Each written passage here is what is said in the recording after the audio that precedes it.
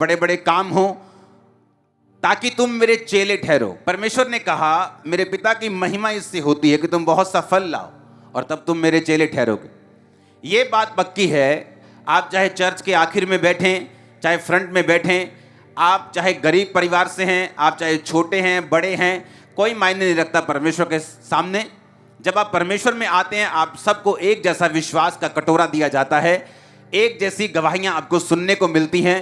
और बाइबल कहती है परमेश्वर ये इसलिए आपको देता है कि उसके बाद आप फलों को लेके आएं, आपकी लाइफ में गवाहियां हों, आपकी लाइफ में उद्धार हो, आपकी लाइफ में हीलिंग हो, और जिस काम के लिए परमेश्वर ने आपको अपने पास बुलाया वो काम आपकी लाइफ में कंप्लीट हो। अब जो सुनने वाली बात ये है, ध्यान से, परमेश्वर ने कहा मैं दाखलता हूं, मेरा बाप मेरा पिता किसान है, तुम डालियां हो। तुम क्या हो? तुम डालियां हो।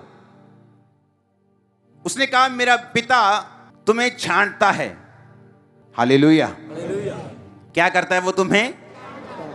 दूसरी आयत में लिखा जो डाली मुझ में है और नहीं फलती उसे वो काट डालता है, और जो फलती है उसे वो छांटता है ताकि वो और फले। एक 1.5 मिनट की वीडियो है जिसमें आपको ये नजर आएगा कि जब एक किसान दाखलता को, अंगूरों की बेल को ज्यादा फलदार करना चाहता है तो उसे वो बेल छांटनी पड़ती है। अगर वो नहीं छांटेगा और वो ग्रो होती जाएगी, वो बेल कभी भी फल नहीं लेके आएगी और अंगूर जो हैं उनमें बीमारी लग जाएगी। वो 1.5 मिनट की वीडियो देखो 1 सेकंड के लिए। मैं पॉल एडल हूं, आरएचएस गुन वेस्ले के लिए टीम लीडर। मैं आज आपको बाहरी लताओं की मौसमी छंटाई पर कुछ सुझाव देने जा रहा हूं। बहुत से लोग उन्हें अपने बगीचों में उगाते हैं, पेरगोला या ओवर आकर्स पर बढ़िया, जैसे कि हमारे यहाँ वेस्ली में है। वे वर्ष के इस समय में और अच्छी गुणवत्ता वाले अंगूर प्राप्त करने और उन्हें रोग मुक्त रखने के लिए वहां वृद्धि करते हैं।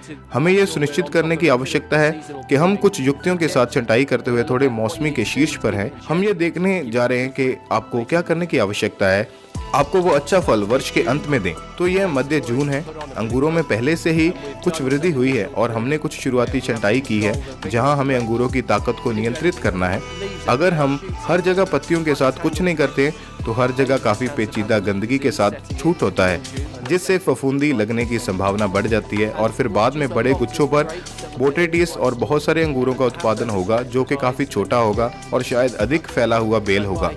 तो अगले साल ये इतना उत्पादन नहीं करता है, इसलिए थोड़ी छंटाई करके हम फसल को नियंत्रित करते हैं, हम रोग की संभावना को कम करते हैं और हम इस वर्ष अच्छे आकार के अंगूरों के साथ एक अच्छा स्वस्थ पौधा बनाते हैं। और भविष्य के वर्षों के लिए जिस तरह से हम उन्हें यहाँ उगाते हैं वह रॉड और स्पर सिस्टम पर है। इसलिए हमारे पास प्रत्येक सर्दियों में पुरानी लकड़ी की एक स्थायी छड़ होती है जो इसके साथ साथ स्पर्श बनाने के लिए वापस आ जाती है। अब हम 1 महीने पहले उस रॉड के साथ हर 10 या 15 सेंटीमीटर फैल गए हैं। हमने इसे केवल एक पार्श्व बर्स बनाने की इजाजत दी है और अगर ये फूल रहा था तो हमने इसे फूलों के गुच्छों से परे पत्तियों तक बढ़ने की अनुमति दी थी और फिर हमने इसे बंद कर दिया। अब हालांकि वे कुछ नई वृद्धि कर रहे हैं, कुछ द्वितीयक वृद्धि जहां से हमने उन कटों को पत्ती की धुरी से बनाया है, इसे फिर से छूट किया गया है। हमें नए अंकुर विकसित हो रहे हैं। हमें इस पार्श्व की लंबाई से अलग अलग जगहों पर आने वाले साइड शूट भी मिल रहे हैं। अब हमें जो करने की जरूरत है वो ये है कि हमने सुनिश्चित करना है कि पेचीदा गंदगी या अधिक फूलों की कलियों का उत्पादन ना हो। हम साइड शूट को नए विकास के केवल एक पत्ते तक छोटा करना चाहते हैं, जिसे हमने कुछ हफ्ते पहले काट दिया। इसे अच्छा और स्वस्थ रखने से आएगा और इन जोरदार लताओं पर पूरे गर्मियों में इसे कई बार दोहराएगा। उम्मीद है इन टिप्स के साथ आप अपने बगीचे में बेल से निपटने के लिए आत्मविश्वास महसूस करेंगे। इसके बजाय कई छोटे गुच्छों का उत्पादन करने के लिए इसे इतना जोरदार और ऊंचा होना बंद करें। अब आप इन सरल तकनीकों से अंगूरों के कम लेकिन बड़े गुच्छों का उत्पादन करने जा रहे हैं। आपको शरद ऋतु में आनंद लेने के लिए कुछ देना है और आने वाले कई वर्षों तक एक स्वस्थ बेल अंगूर का उत्पादन करने जा रही है। सुनो, वो क्या कह रहे हैं? वो किसान कहता अगर मैं उसको छांटूंगा नहीं तो उनमें रोग पैदा होगा और उस सही जगह के ऊपर ग्रोथ जो है वो नहीं होगी। अब जब परमेश्वर आपको अपने में लेके आता है, यीशु मसीह के एक एक जो वर्ड है, एक एक वचन वो सुनने वाला है। परमेश्वर ने कहा जब तुम मुझ में आओगे तो अगर तुम फल लेके आओगे, यानी अगर तुम्हारी जिंदगी में प्रेयर होगी, तुम्हारी जिंदगी में आत्मा के फल होंगे, प्रेम होगा, आनंद होगा, धीरज होगा, विश्वास, नम्रता, संयम, वो फल होंगे। तुम्हारी जिंदगी में फास्टिंग होगी, पवित्रताई होगी। तो उसने कहा मेरा पिता तुम्हें छांटेगा, और जब वो तुम्हें छांटेगा तो तुम्हें दुख होगा। तुम्हें लगेगा कि मेरा पिता मुझे क्यों छांट रहा है, मैं तो अच्छी तरह से चल रहा हूं, फिर भी मेरे जीवन में दुख क्यों है। मैं तो प्रार्थना भी कर रहा हूं, मैं तो रोजे भी रख रहा हूं, मैं तो टाइट भी दे रहा हूं, मैं तो पवित्रताई में भी हूं, लेकिन क्यों ये पेन, ये दुख मुझे छोड़ के नहीं जा रहा। क्योंकि परमेश्वर आपके प्रेजेंट को नहीं देख रहा, वो आपके फ्यूचर को देख रहा है। उसे दिख रहा है कि आप आने वाले समय में बहुत जबरदस्त रीति के साथ फल लेके आने वाले हो, उसे ये दिख रहा है। लेकिन अगर आप फ्यूचर में फल चाहते हैं, अगर आप इस किसान की वीडियो आप इंटरनेट पे सर्च करना कि जब एक डाली को वो चाहता है कि बहुत सा फल लेके आए, तो वो कहता है मुझे छांटना पड़ता है ताकि वो नियंत्रण में रहे और जो फल आए वो पूरा आए। अब परमेश्वर ने कहा अगर तुम मेरी डालियां हो और मैं तुम्हारी दाखलता हूं, मैं अंगूरों की वेल हूं, तुम मेरी डालियां हो, तो मेरा पिता जब तुम फल लेके आओगे, जब तुम अच्छा काम करोगे, जब तुम परमेश्वर में चलोगे, वो तुम्हें छांटेगा, वो तुम्हारी छंटाई करेगा। और छंटाई किसी भी विश्वासी को पसंद नहीं है। जब परमेश्वर आपकी छंटाई करता है, दाऊद की छंटाई की गई, यूसुफ की छंटाई की गई, जब उसे गड्ढे में डालकर बेच दिया गया, उसे लगता था परमेश्वर ने मुझे छोड़ दिया, लेकिन परमेश्वर ने उसे छोड़ा नहीं था। ये उसकी छंटाई का टाइम आ चुका था, क्योंकि परमेश्वर ये चाहते थे कि आने वाले समय में ये बहुत सा फल लेके आए। आपको ये दिमाग में रखना है। अगर आप ये दिमाग में नहीं रखेंगे तो शैतान आपका फायदा उठाएगा। दिमाग में रखना है कि परमेश्वर का वचन क्या कहता है कि मैं बहुत सा फल लेके आऊं, बहुत सा। अपने आंखों को बंद करके अपने दिल में बोलो, परमेश्वर मुझसे ये चाहता है कि मैं बहुत सा फल लेके आऊं। आमीन। अब परमेश्वर ने फल लाने का तरीका बता दिया कि अगर तुम फल लेके आओगे और अगर तुम बहुत सा फल लेके आना चाहते हो तो मेरा पिता तुम्हें छांटेगा। जब मेरा पिता तुम्हें छांटेगा तो तुम दुख नहीं मनाओगे। जब वो तुम्हारी प्रार्थनाओं का उत्तर तुम्हारे हिसाब से नहीं देगा, तुम दुख नहीं मनाओगे। जब वो ऐसे लोगों को तुम्हारी जिंदगी से दूर करेगा जो फ्रूटफुल नहीं है लेकिन तुम्हारे लिए खतरनाक हैं, लेकिन तुम नहीं चाहते वो दूर हों, तो तुम दुख नहीं मनाओगे। तुम छंटनी में परमेश्वर का साथ दोगे, क्योंकि यीशु मसीह के नाम में मैं आपको फल लाता हुआ देख रहा हूं। आप मेरी बातों को समझ रहे कि नहीं? परमेश्वर ने कहा, यह दिमाग में वचन रखना है कि परमेश्वर ने कहा कि मेरा पिता यह चाहता है। मेरा पिता जब तुम्हें छांटता है तो उसके दिमाग में यह है कि तुम बहुत सा फल लेके आओ। कई बार वो तुम्हें तुम्हारी बाजू में पेन देगा ताकि उस पेन के चक्कर में तुम प्रार्थना बढ़ा सको और उस प्रार्थना के जरिए तुम्हारा परिवार मसीह में आ सके। कई बार वो तुम्हें निराशा देगा ताकि उस निराशा के चक्कर में तुम परमेश्वर के और करीब हो जाओ और वो तुम्हारी जिंदगी को पूरी रीति से बदल के तुम्हारे द्वारा पूरे रिश्तेदारों को, पूरे नगर को बचा सके। उसने कहा मैं तुम्हें छांटूंगा ताकि तुम बहुत सा फल लेके आओ। जब परमेश्वर तुम्हें छांटे तो दुख नहीं मनाना। आमीन। अपने पड़ोसी को बोलो, जब परमेश्वर तुम्हारी छंटाई करे तो दुख नहीं मनाना। आमीन। ऊंची आवाज से बोलो आमीन। परमेश्वर ने कहा जो डाली मुझ में है और नहीं फलती उसे वो काट डालता है। हालेलुया। 6 आयत में लिखा है, यदि कोई मुझ में बना ना रहे तो वह डाली के समान फेंक दिया जाता और सूख जाता और लोग उन्हें बटोर कर आग में झोंक देते हैं और वो जल जाती है। यीशु मसीह ने क्यों नहीं कहा कि मैं आम का पेड़ हूं और तुम मेरी ब्रांचेस हो? क्योंकि यीशु मसीह का एक एक वचन इतना गहरा है, आप सोच भी नहीं सकते।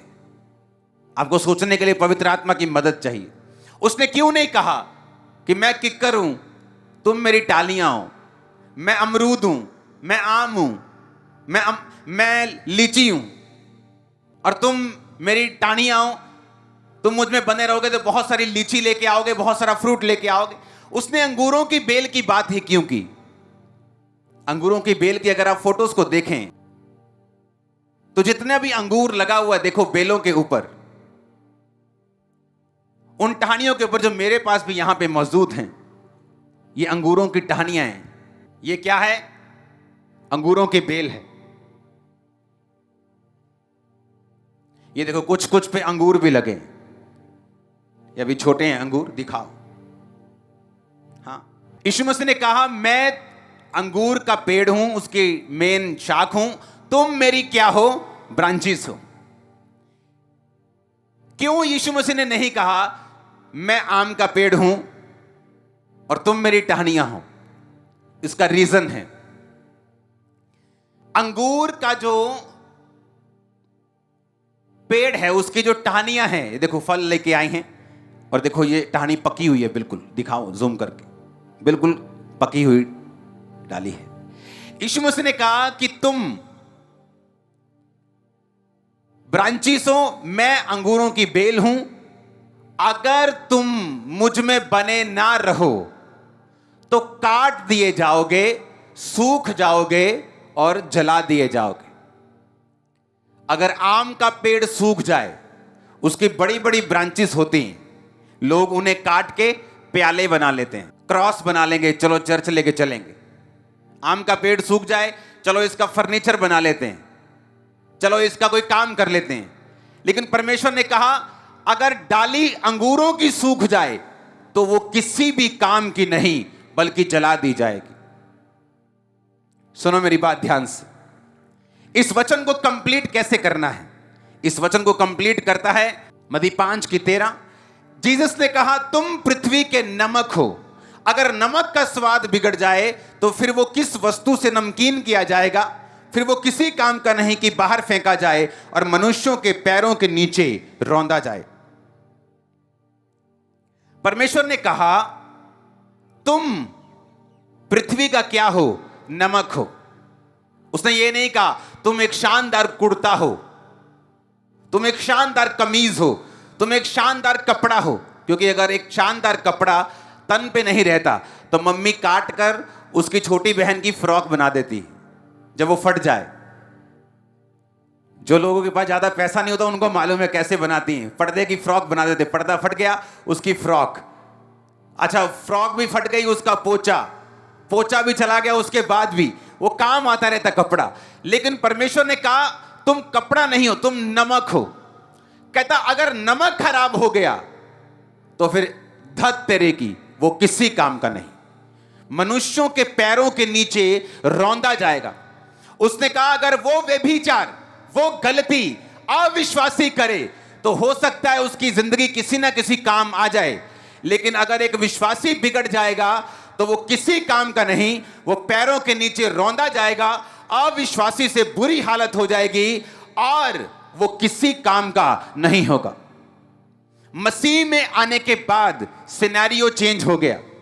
मसीह में आने के बाद सारी परिस्थिति बदल गई। परमेश्वर ने कहा अब तुम अंगूरों की बेल की टहनियां हो, पर यह बात अब तुम याद रखना, तुम मुझ में हो तो फलते रहोगे। जिस दिन मुझसे बाहर हुए तो इस टहनी की तरह तुम फेंक दिए जाओगे, उसके बाद सूख जाओगे और उसके बाद इसका कोई फर्नीचर नहीं बनेगा, इसका कोई काम नहीं होगा, सीधा जला दिए जाओगे और ये किसी काम नहीं आएगी। हालेलुया! कितने इन बातों को समझ रहे हैं? इसीलिए परमेश्वर ने कहा तुम टहनियां हो, तुम ब्रांचेस हो, लेकिन किसकी? अंगूरों की। कि अगर तुम क्रिश्चियन होके बिगड़ गए तो तुम्हारी हालत अविश्वासियों से भी बुरी होगी, तुम्हारी हालत दूसरे लोगों से भी ज्यादा खराब होगी, तुम उनसे भी कहीं अधिक गरीबी और श्राप और बीमारियों के नीचे होगे, क्योंकि परमेश्वर ने कहा तुम मुझसे अलग होकर कुछ नहीं कर सकते। परमेश्वर ने कहा तुम पाप में थे और मुझ में आए, और अगर फिर पाप में चले गए इससे अच्छा होता कि तुम आते ही नहीं, क्योंकि सच्चाई को जानकर पाप में जाना आपकी हालत को 7 गुना बुरा करता है। वचन इस प्रकार बाइबल में कहता है। इसलिए परमेश्वर ने कहा तुम टहनियां हो, तुम नमक हो। अगर नमक बिगड़ गया, अगर नमक में रेत मिल गई, अगर नमक का स्वाद बिगड़ गया, कोई दुनिया की सियानी औरत, डॉक्टर, साइंटिस्ट उस नमक को ठीक नहीं कर सकता। वो बिगड़ गया, अब वो कोई काम का नहीं, अब वो पैरों के नीचे लिखा फेंक दिया जाएगा और मनुष्यों के पैरों के वो नीचे आएगा। कितने इन बातों को समझ रहे हैं? इसलिए परमेश्वर ने कहा तुम मैं अंगूरों की बेल हूं, तुम मेरी टहनियां हो, तुम मेरी ब्रांचेस हो। अगर तुम फले तो मेरा बाप तुम्हें छांटेगा, वो तुम्हें छांटेगा ताकि तुम और फल लेके आओ, अगले सीजन और फल लेके आओ, अगले सीजन और फल लेके आओ। जो मेरे पिता के वचन पे रहेगा हर सीजन में नया फल और बड़ा फल लेके आएगा। पिता का वचन कहते हैं, यीशु मसीह के नाम में जो वफादारी के साथ उसके वचनों पे खड़े हैं, आप और आपका परिवार 100 गुना फलों को लाने के लिए और शॉक सरप्राइज देने के लिए तैयार हो जाओ। आमीन। मेरे को ऊंचे वाला चाहिए चर्च। मैंने कहा आमीन, मेरे को और ऊंचे वाला चाहिए। Hallelujah, hallelujah. परमेश्वर ने अगर कहा कि मैं दाख हूं, मैं अंगूरों की बेल हूं, तो उसका बड़ा रीजन था, क्योंकि परमेश्वर ने आपको यह बता दिया है, अगर तुम किसी काम के हो तो सिर्फ मुझ में रह के हो। अगर तुम मुझसे बाहर जाओगे तो तुम आम से भी बुरे हो, जो सूख कर फर्नीचर बन जाता है, छड़ियां बन जाती हैं, किसी काम आ जाता है। लेकिन अंगूरों की बेल, जीसस ने कहा जब सूख जाती है वो किसी काम की नहीं। अंगूरों की बेलों का अगर आप साइज देखेंगे, दिखाओ फोटोज के अंदर, वो अंगूरों का बेल जो मेरे हाथ में देखो, देखो अंगूर लगे हुए और बेल का साइज देखो क्या है, टाणी का साइज देखो, ब्रांच का क्या है, इससे क्या बन सकता है? नथिंग। इसलिए परमेश्वर ने कहा जब तुम मुझ में आ गए, अगर तुम मुझ में रहोगे तो मन भावने रहोगे, लोग तुम्हारे पास आएंगे, तुम अन्य जातियों के प्रधान ठहराए जाओगे। बहुत से वायदे हैं आपको मालूम। लेकिन अगर तुम नहीं फल लेके आओगे, क्रिश्चियन होके भी बिगड़ जाओगे, तो तुम्हारी हालत अविश्वासियों से भी बुरी हो जाएगी। उसका एक एक वचन जीसस क्राइस्ट का सो पावरफुल। इसलिए उसने कहा मैं अंगूरों की बेल हूं, तुम मेरी टहनियां हो, मेरे बिना तुम फल नहीं सकते। तुम नहीं, जब तुम फलोगे नहीं तो मेरा पिता तुम्हें काट देगा। वो देखेगा टाहनी सूखी है, पेड़ पे भार डाला हुआ है, वो तुम्हें काट देगा।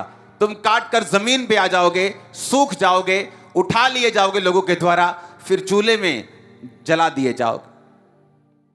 पर अगर तुम फलोगे, तुम थोड़ा सा फल लेके आओगे, तो मेरा पिता तुम्हें छांटेगा, तुम अगले साल और फल लेके आओगे, अगले सीजन और फल लेके आओगे, तुम्हारी गवाहियां बनती जाएंगी, तुम अगले लेवल पे जाओगे, आगे बढ़ते जाओगे।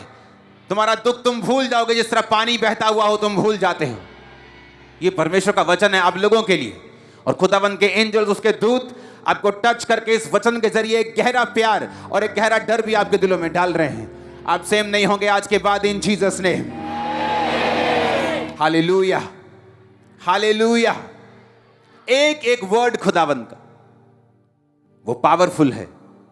मैंने लोगों को देखा है मसीह में आने के बाद गिरते हुए और उनकी हालत अविश्वास से बुरी होते हुए। उन्हें फल लाते भी देखा है, उनके फलों को बढ़ता हुआ भी देखा है, बहुत बढ़ता हुआ देखा है, क्योंकि ये आपके और मेरे ऊपर है, परमेश्वर के ऊपर नहीं। उसने कहा अगर तुम सिर्फ जीसस क्राइस्ट में बने रहोगे तो बहुत सा फल लेके आओगे। जब टाहनी पेड़ के साथ लगी रहती तो वो जोर नहीं लगाती।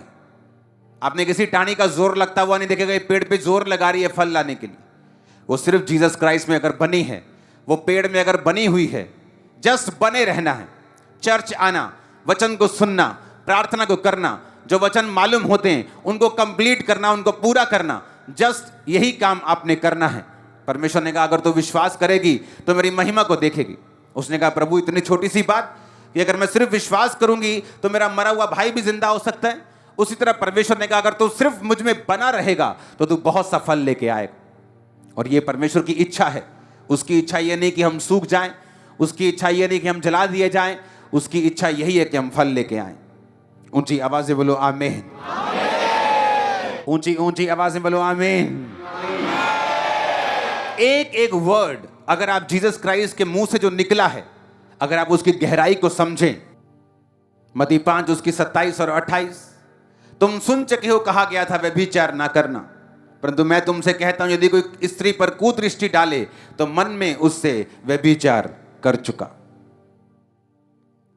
जीसस ने खुद कहा अपने मुंह से, उसने क्या कहा? तू व्यभिचार मत करना। नीति वचन की उस आयत को पढ़ेंगे अपनी स्क्रीन के ऊपर, 6 उसकी 32 और 33 आयत। परंतु जो पर स्त्री गमन करता है वह निरा निर्बुद्धि है और अपने प्राणों का नाश करना चाहता है, वही ऐसा करता है। उसको घायल और अपमानित होना पड़ेगा, उसकी बेइज्जती, उसकी नामधराई कभी भी मिटेगी नहीं।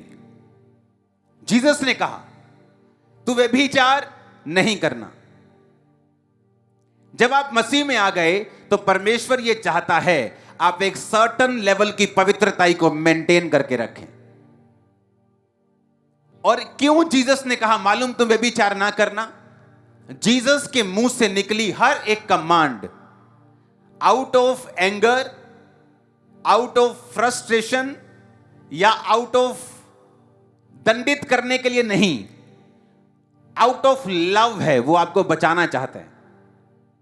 वचन कहता है जो परस्त्री गमन करेगा उसको घायल और अपमानित होना पड़ेगा और उसकी नाम धराई यानी उसकी बेइज्जती, उसके नाम पर लगा हुआ कलंक जो है कभी भी मिटेगा नहीं।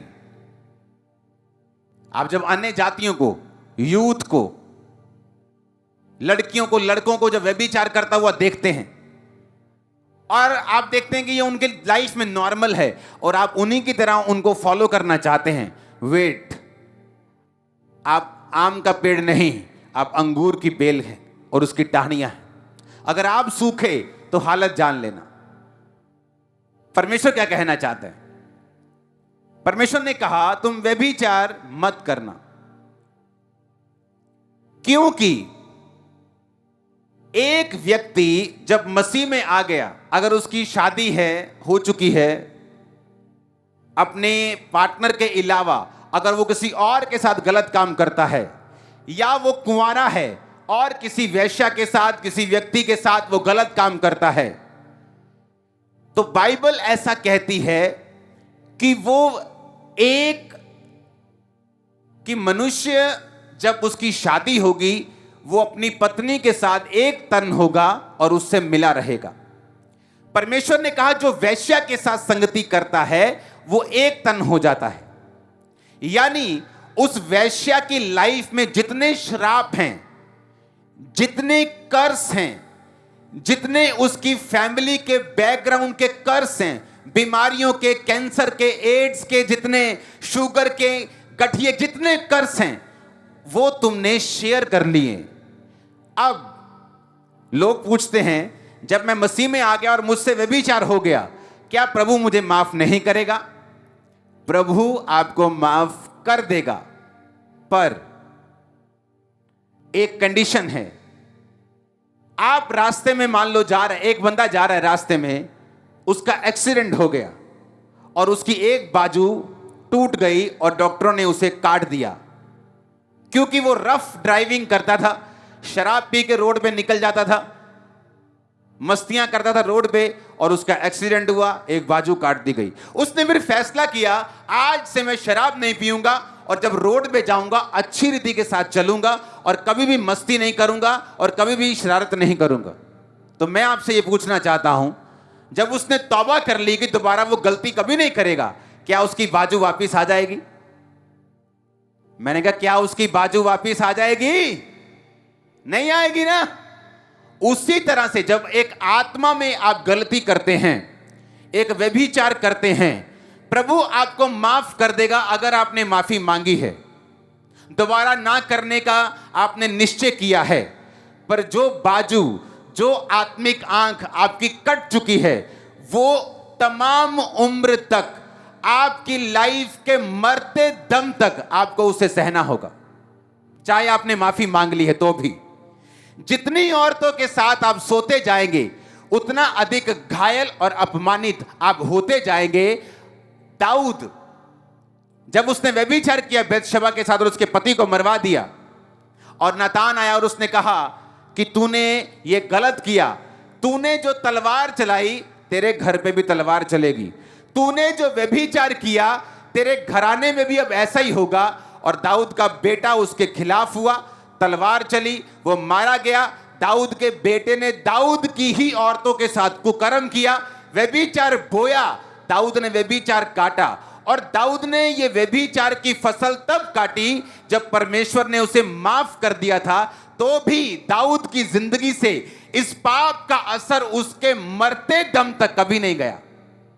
प्रभु ने उसे माफ कर दिया। उसने प्रभु से कहा कि प्रभु मैं शोक करता हूं अपने व्यभिचार का, मुझे माफ कर, मेरी हड्डियों में चैन दे। खुदा ने उसे माफ कर दिया, यह पक्की बात है। लेकिन उसका बेटा उसके खिलाफ हुआ, फिर वो मरा। जब सुलेमान के राजा बनने का टाइम आया, उसका एक और बेटा उसके खिलाफ हो गया। उसके घर में फिर तलवार